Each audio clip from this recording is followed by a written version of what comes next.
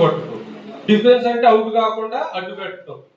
So defensive driving అనేది కూడా చాలా ఇంపార్టెంట్. అంటే అర్థం ఏంటంటే మనము యాక్సిడెంట్ బారిన పడకుండా, అంటే ముందు మనం యాక్సిడెంట్ అవ్వకూడదు, ఎట్ ద సేమ్ టైం మన వల్ల వేరే వాళ్ళకి యాక్సిడెంట్ అవ్వకూడదు.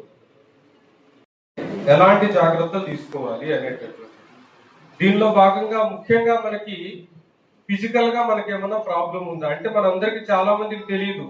మన కంటి చూపు తగ్గినట్టు కూడా మనకి అబ్జర్వేషన్ ఉండదు. కానీ మనం ఏమవుతుందంటే అంతా బాగానే ఉంది కదా అనుకుంటాం. సో మనం నైట్ టైం డ్రైవ్ చేసేటప్పుడు కానీ సడన్ గా డ్రైవ్ చేసేటప్పుడు మన కంటి చూపు ఏజ్ తో పాటు తగ్గుతూ ఉంటుంది. సో మన కంటి చూపు సరిగ్గా లేకపోతే మనం ఏంటంటే పరిస్థితుల వల్ల మనం ఐ చెకప్ చేయించుకోము.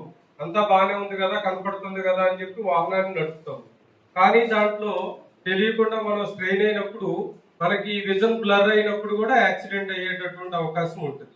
సో అవి గవర్నమెంట్ మెడికల్ డాక్టర్స్ ని రిక్వెస్ట్ చేసి మీ అందరికీ కంటి పరీక్షలు చేయించడానికి కూడా ప్లాన్ చేసాం. ఎందుకంటే మన కంటి చూపు సరిగా లేనప్పుడు యాక్సిడెంట్ అవునా కాదా? నెక్స్ట్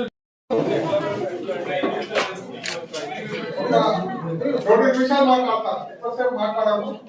ఎందుకంటే అక్కడ ఐ చెకప్ ఎవరికైతే కళ్ళు సరిగా కనిపించవు, ఎవరికైతే ఉన్నా చెక్ చేయకపోతున్నావు. కానీ ఒక నిమిషాలు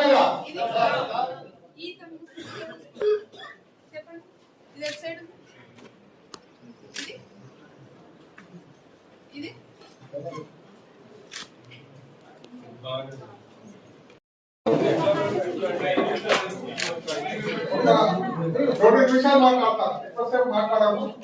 ఎందుకంటే అక్కడ ఐ చెకప్ ఎవరికైతే కళ్ళు సరిగా కనిపించవు, ఎవరికైతే ఉన్నా చెక్ చేయకపోతున్నావు. కానీ ఒక